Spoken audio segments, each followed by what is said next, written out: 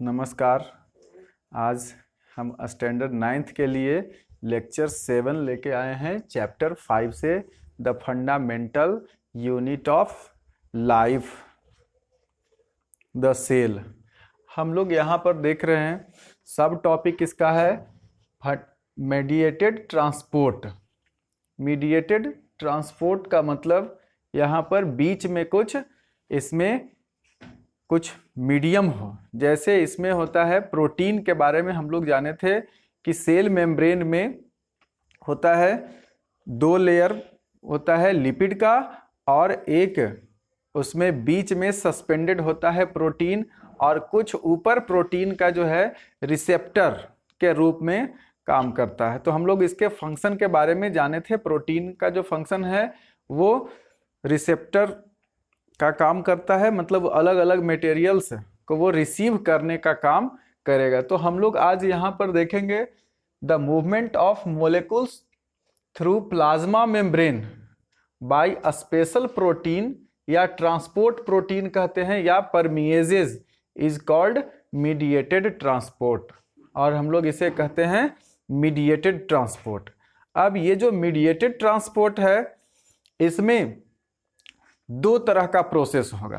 एक जो है वो फैसिलिटेटेड, यहाँ पर फैसिलिटेटेड ट्रांसपोर्ट या डिफ्यूजन कहेंगे, और इसे पैसिव ट्रांसपोर्ट भी कहा जाता है। मतलब कि इसमें वैसा होगा कि मूवमेंट होगा, it involves the movement of molecules in the direction of concentration gradient, मतलब डाउनहिल। यहाँ पर हायर कॉन्सेंट्रेशन से लोअर कॉन्सेंट्रेशन में मोलेकुल्स का मूवमेंट होगा। और जैसे हम लोग छत पर यदि टंकी में पानी भर देते हैं तो उसमें नल चलाते हैं और नल खोलते हैं, उसमें से पानी निकलना शुरू हो जाता है, और इसमें हमें फिर दोबारा एनर्जी की आवश्यकता नहीं पड़ती है। तो इसमें जो है हायर कॉन्सेंट्रेशन से लोअर कॉन्सेंट्रेशन में होगा, ये जो है डिफ्यूजन कहेंगे इसको। और it is also called passive transport, और इसमें कोई एनर्जी की आवश्यकता नहीं होती है। It does not require metabolic energy to derive या drive the transport system. Transport system को ड्राइव करने के लिए, इसको चलाने के लिए कोई इसमें मेटाबॉलिक एनर्जी की आवश्यकता नहीं होती है। मेटाबॉलिक एनर्जी मिलेगा कहाँ से? वो मिलता है एटीपी।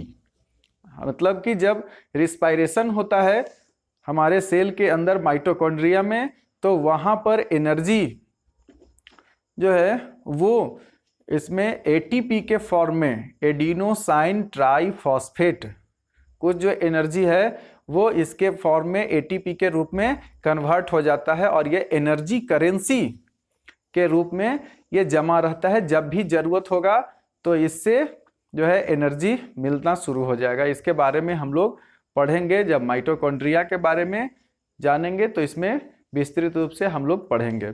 और ये जो है इसमें कोई एनर्जी की आवश्यकता नहीं होगी।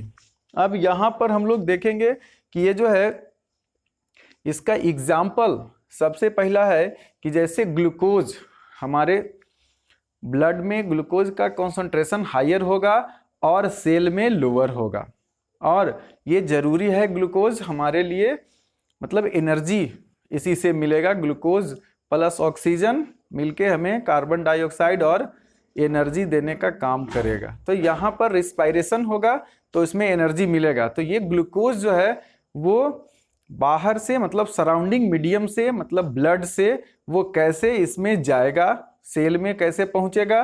तो यहाँ ये जो है इस तरह से पैसिव ये जो है ट्रांसपोर्ट के थ्रू इसमें जाएगा हमारे शरीर में। और ये जो है मीडिएटेड ट्रांसपोर्ट जो है वो क्या करेगा, क्योंकि वो जितना जरूरत है और ग्लूकोज का उतना ग्लूकोज इसे मिल नहीं पाएगा, तब उसको जो है वो ग्लूकोज, इस जो यहाँ पर रिसेप्टर्स लगे हुए हैं वो इसको स्पीड अप कर देगा। मतलब mediated transport increases the inward flow of glucose, और ये जो है इनवर्ड फ्लो को वो बढ़ाने का काम करेगा। मतलब कि हायर कॉन्सेंट्रेशन से लोअर कॉन्सेंट्रेशन में हो रहा है, इसको कहेंगे डाउनहिल डायरेक्शन। मतलब कि इसमें जो है ग्रेडियंट लेवल जो है हायर से लोअर, कॉन्सेंट्रेशन जहां पर ज्यादा होगा वहां से ये कम कॉन्सेंट्रेशन में जाएगा। लेकिन यहाँ पर जो है ये जो है मीडिएटर के रूप में यहाँ होगा, रिसेप्टर जो लगे हुए हैं इसमें प्रोटीन वाला रिसेप्टर्स, वो इसे स्पीड अप कर देगा, मतलब इसको फास्ट करने का काम करेगा। अब हम लोग देखें एक और दूसरा है इसमें एक्टिव ट्रांसपोर्ट। एक्टिव ट्रांसपोर्ट का काम क्या है? ये जो है एक्टिव ट्रांसपोर्ट जो है वो अब इसमें कॉन्सेंट्रेशन ग्रेडियंट जो है, मतलब कि वो जो हायर लेवल से लोअर है उसको अब उल्टा, मतलब कि जैसे हम लोग छत पर नीचे से पानी चढ़ाना है तो मोटर लगाते हैं और वो एनर्जी कंजप्शन करता है, तो एनर्जी कंज्यूम होगा उसमें।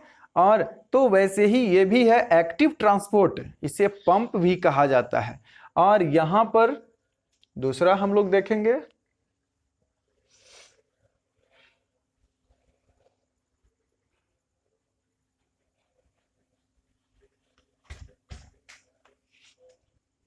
अब हम लोग देखें एक्टिव ट्रांसपोर्ट। इसमें सेकंड है एक्टिव ट्रांसपोर्ट। इसमें क्या होगा, ये जो है इसमें मूवमेंट जो है वो हायर कॉन्सेंट्रेशन से लोअर कॉन्सेंट्रेशन में ना होके, और इसमें जो है मूवमेंट लोअर कॉन्सेंट्रेशन से हायर कॉन्सेंट्रेशन में होगा। मतलब कि इसमें जो है अपहिल डायरेक्शन में ये जो है वो होगा, इसमें मूवमेंट जो मॉलिक्यूल्स का है वो अपहिल डायरेक्शन में होगा, मतलब कि अगेंस्ट कॉन्सेंट्रेशन ग्रेडियंट में इसमें मूवमेंट होगा। हम लोग देखेंगे इसमें एक्टिव ट्रांसपोर्ट, और इसमें क्या होगा, ये जो है it involves the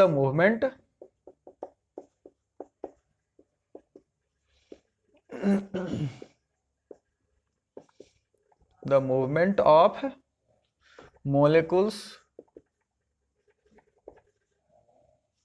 molecules against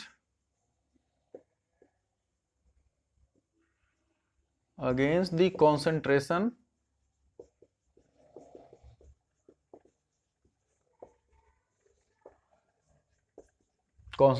gradient, मतलब इसको हम लोग कहेंगे uphill direction.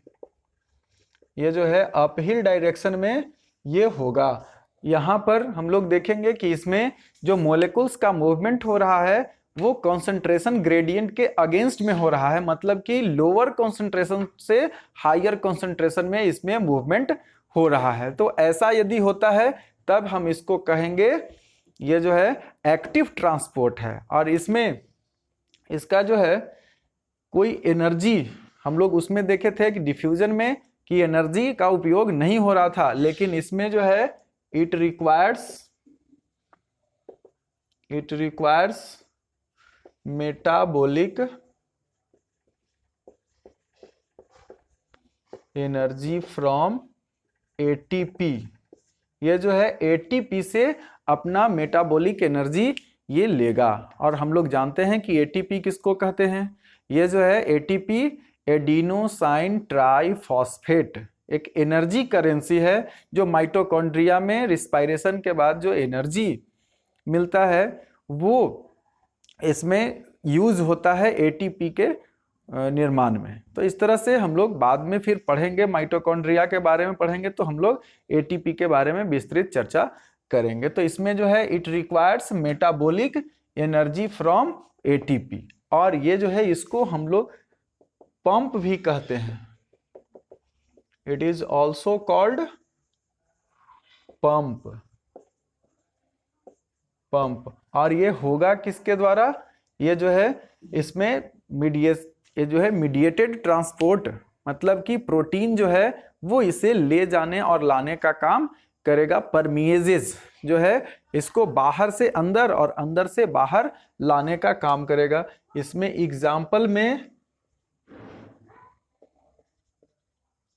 Sodium and potassium pump, इसको कहेंगे सोडियम एंड पोटेशियम पंप, मतलब कि सोडियम आयन और पोटेशियम आयन ये दोनों का यहाँ पर जो है कॉन्सेंट्रेशन ग्रेडियंट के अगेंस्ट में मूवमेंट शो करेगा।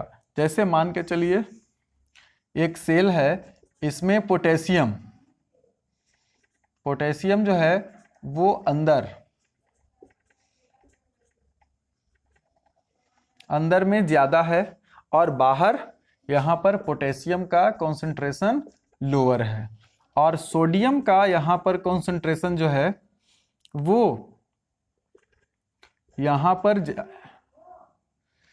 जो है इसमें सोडियम का कॉन्सेंट्रेशन देखेंगे और इधर सोडियम का कॉन्सेंट्रेशन जो है इसको हम लोग देखें तो अब यहाँ पर हमको जो है वो दिख रहा है कि यहाँ पर कॉन्सेंट्रेशन जो है वो सोडियम का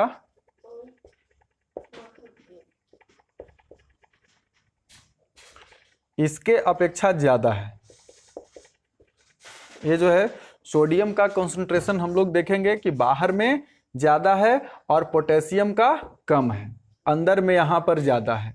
होना चाहिए था क्या कि हायर कॉन्सेंट्रेशन से लोअर कॉन्सेंट्रेशन में ये जो है ये जाता, इस तरह से अंदर से बाहर जाएगा और सोडियम जो है बाहर से अंदर आएगा। लेकिन यहाँ पर जो है अपोजिट हो रहा है, अगेंस्ट में हो रहा है, ये जो है डायरेक्शन इसका उल्टा है। तो अब क्या होगा, इसमें लोअर कॉन्सेंट्रेशन से हायर कॉन्सेंट्रेशन की ओर पोटेशियम आयन जो है वो यहाँ पर सेल मेम्ब्रेन के थ्रू यहाँ आएगा, मतलब कि ये जो परमिएजेस है उसके थ्रू ये अंदर आएगा।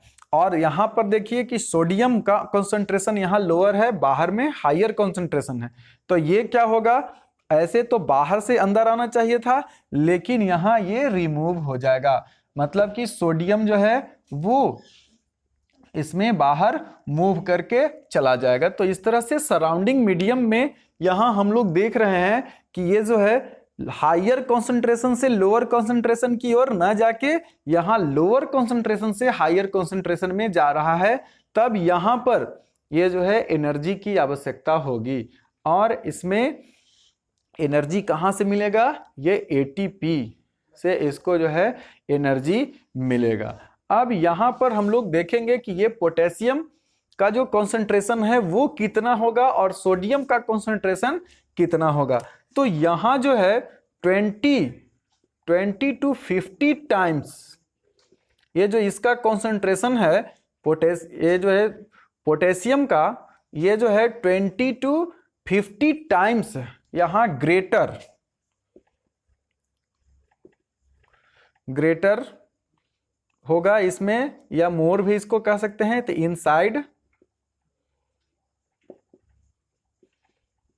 इनसाइड द सेल और देन आउटसाइड। यहां पर जो है ये आउटसाइड में जो है वो यहां पर इसके अपेक्षा 20 to 50 टाइम्स यहां अधिक होगा कॉन्सेंट्रेशन, और सोडियम का इसमें जस्ट अपोजिट हो रहा है।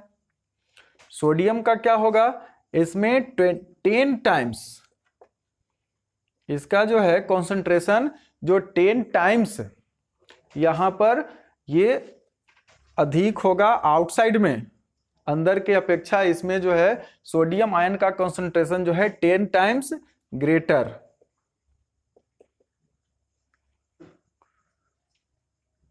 आउटसाइड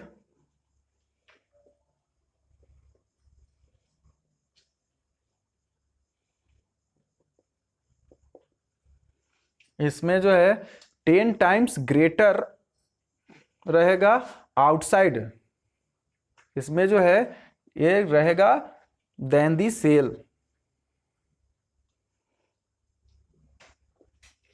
इस तरह से हम लोग देखेंगे कि सोडियम का यहाँ जो कॉन्सेंट्रेशन है वो 10 गुना अधिक है बाहर में, ये जो है ये 10 टाइम्स अधिक है, और यहाँ इसमें जो है इनसाइड में 20 to 50 टाइम्स अधिक है। यहाँ जो है वो रहेगा 20 to 50 टाइम्स मोर देन, ये जो है आउटसाइड होगा, आउटसाइड से अपेक्षा यहाँ पर जो है वो अधिक होगा, और इसमें जो है 10 टाइम्स अधिक होगा ये बाहर में। तो इस तरह से हम लोग देखेंगे कि ये जो है ये इसमें 20 टाइम्स अधिक अंदर की ओर है, और इसमें देखेंगे सोडियम का जो है कॉन्सेंट्रेशन 10 टाइम्स बाहर अधिक है। तो इस तरह से हम लोग देखेंगे कि ये जो है अपहिल डायरेक्शन में इसका मूवमेंट होता है। अब हम लोग आगे देखें इंडोसाइटोसिस, एक और प्रोसेस, इंडोसाइटोसिस और एक्सोसाइटोसिस हम लोग को जानना है। इसमें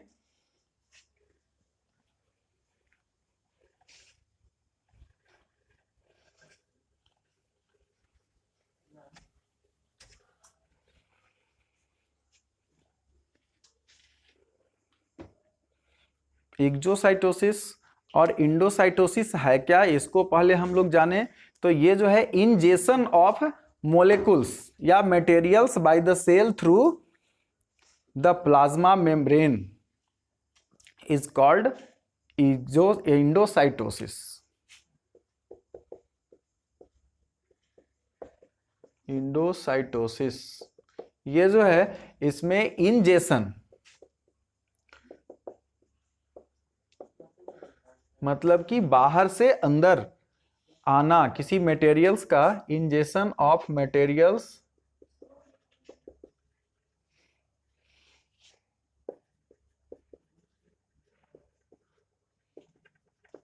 bye the cell through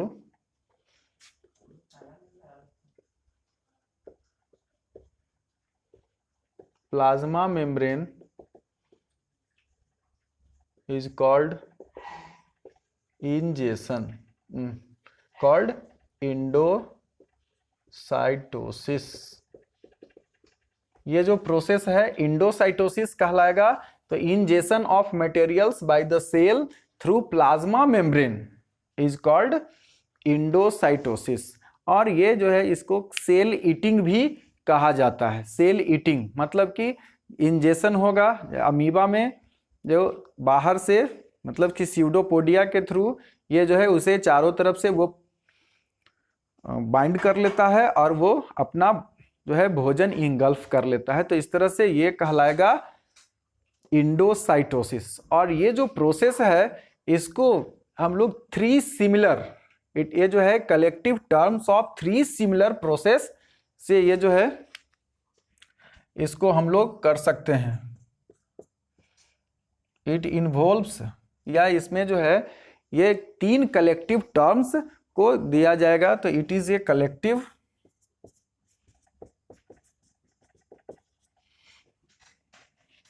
collective term of three similar processes. इसमें तीन सिमिलर प्रोसेस होगा और वो कौन होगा, इसमें फैगोसाइटोसिस,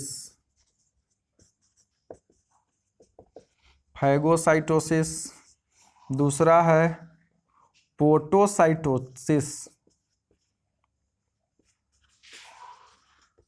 पोटोसाइटोसिस, और तीसरा है रिसेप्टर मीडिएटेड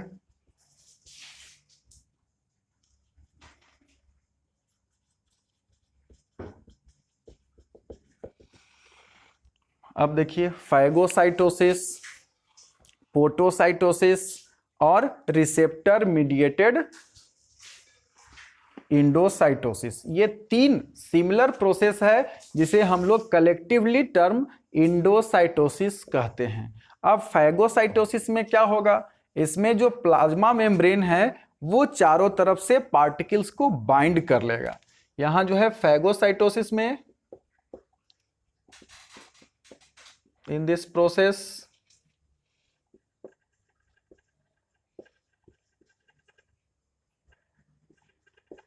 प्लाज्मा मेम्ब्रेन जो है वो bind to a large particles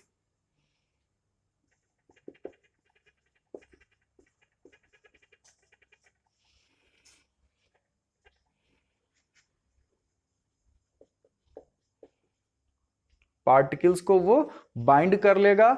और हम लोग देखेंगे कि ये जो है extends to engulf and extends to engulf, और इसको इंगल्फ कर लेगा, मतलब कि यहाँ पर जो है वो जैसे अमीबा में, एग्जाम्पल में हम लोग देखेंगे अमीबा जो है वो अपना यहाँ पर यदि इसमें मटेरियल्स इसको मिल रहा है, कोई फूड मटेरियल्स है, तब क्या करेगा, अपना स्यूडोपोडिया ये चारों तरफ से इसको इस तरह से आगे बढ़ाएगा, यहाँ पर इसको बंद कर लेगा, ये जो है इसमें फूड वैक्यूल्स बन जाएगा और वो जो है फिर इसको आगे की ओर यहाँ पर, तो ये प्रोसेस जो है ये कहलाएगा फैगोसाइटोसिस, मतलब इंगल्फ करना। ये जो है process engulfing the food materials, या केवल इसको कोई मोलिकुल्स लार्ज मटेरियल्स जो है पार्टिकल्स है उसे ये अंदर ले जाने का प्रोसेस कहलाता है फैगोसाइटोसिस। और फोटोसाइटोसिस क्या है, इसमें जो है यहां पर in this process a small area of plasma membrane,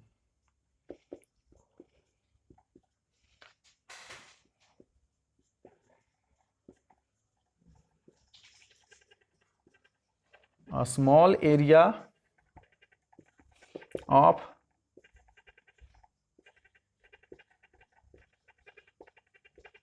plasma membrane, या इसको पीएम भी कह सकते हैं, हैविंग अ स्पेशल रिसेप्टर्स, ये जो है इसमें bearing a special receptor,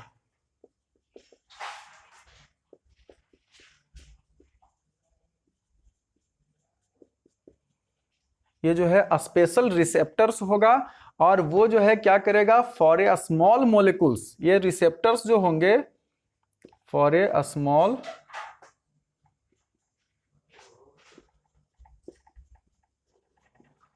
molecules, ये जो है क्या यहां इन्वेजिनेट कर लेगा, मतलब यहां इन्वेजिनेट टू फॉर्म ये कैवियोलीज, मतलब एक छोटा सा पीट बना लेगा।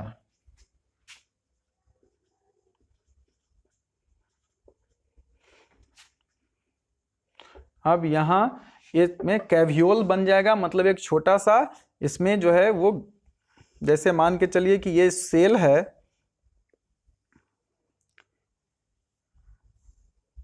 प्लाज्मा मेम्ब्रेन है, और यहां पर प्लाज्मा मेम्ब्रेन में यहां इस तरह का बन जाएगा,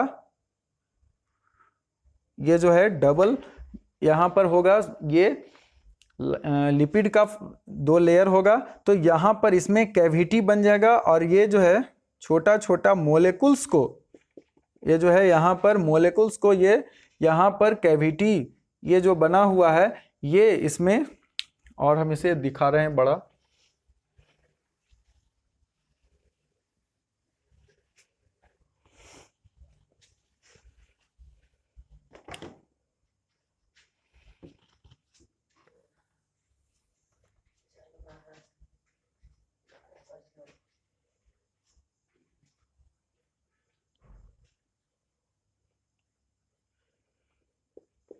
ये जो है इस तरह से इसमें स्पेशल रिसेप्टर्स लगे होंगे और ये मोलिकुल्स है, तो यहाँ पर इस मोलिकुल्स को यहाँ पर रिसीव करने का काम ये रिसेप्टर करेगा, और यहाँ ये रिसेप्टर्स जो है अब फिर इसको आगे बढ़ाने का काम करेगा, या तो ये इधर आ जाएगा या यहाँ पर, तो इसको आगे बढ़ाएगा, ये चारों तरफ से इसको पैक कर दिया, और ये जब आगे बढ़ेगा तो यहाँ पर इसमें से एक कैविटी खुलेगा, ये बाहर जो था पहले, अब ये सब अंदर की ओर इसमें मोलिकुल्स जो है वो इसका ट्रांसफर हो जाएगा। तो इस तरह से इसमें हम लोग देखें कि ये जो है इसमें स्मॉल मोलिकुल्स या आयंस जो है वो अंदर की ओर आएगा, ये स्पेशल रिसेप्टर्स लगे हुए होंगे और इस कैविटी में स्पेशल रिसेप्टर्स के थ्रू जो है वो सेल में अंदर ये पहुंचेगा। अब नेक्स्ट है रिसेप्टर मीडिएटेड इंडोसाइटोसिस। अब इसमें क्या होगा, इस प्रोसेस में स्मॉल एरिया जो है प्लाज्मा मेम्ब्रेन का, इसमें भी स्पेसिफिक रिसेप्टर लगे हुए होंगे, और ये रिसेप्टर्स जो है वो एक कैविटी में जो है क्लेथरीन, मतलब एक खास तरह का प्रोटीन होता है, क्लेथरीन कोटिंग रहेगा, और उसमें ये जो है अंदर की ओर आएगा और इसे बाहर निकालने का काम करेगा। हम लोग इसमें देखें,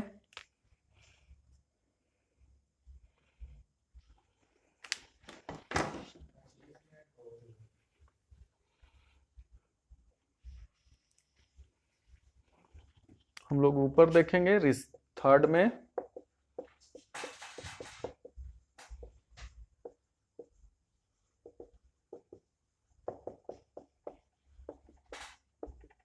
receptor mediated transport.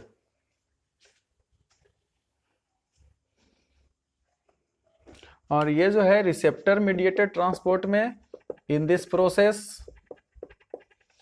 A small area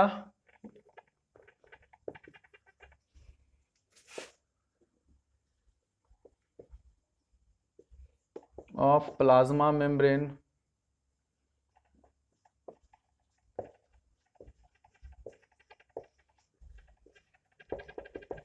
having a special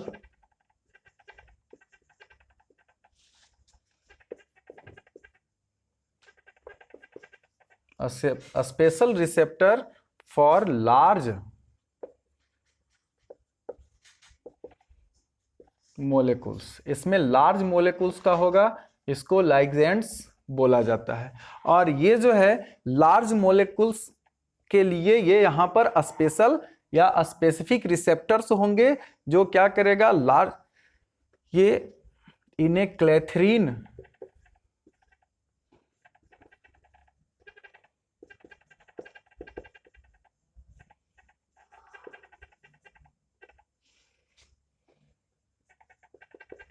क्लेथरीन coated पीट में होगा, विच बाइंड द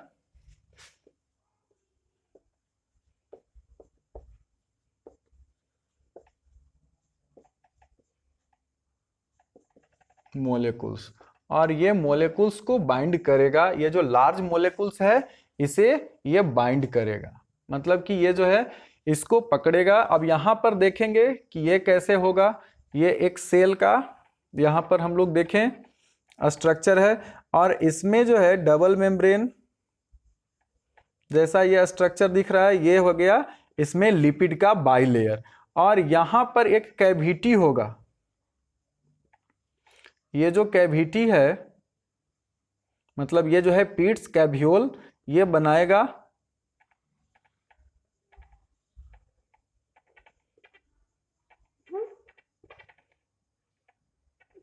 इस तरह से। और नीचे इसमें जो है यहाँ पर क्लेथरीन मतलब एक खास तरह का प्रोटीन का यहाँ पर एक लेयर होगा, और इसमें स्पेशल रिसेप्टर्स लगे हुए होंगे जो ये लार्ज मोलेकुल्स के लिए होंगे। ये लार्ज मोलेकुल्स को यहाँ पर रिसीव करने के लिए ये लगा हुआ होगा स्पेशल रिसेप्टर्स, और ये स्पेशल रिसेप्टर्स के थ्रू यहाँ जो है ये इसमें ये सबसे पहले ये पहुंच जाएगा। ये जो है मोलेकुल्स इसमें आ गया, और ये अंदर क्लेथरीन कोटिंग जो है वो अब हम लोग देखेंगे कि यहाँ इसमें से ये जो रिसेप्टर्स है ये अंदर की ओर आ गया।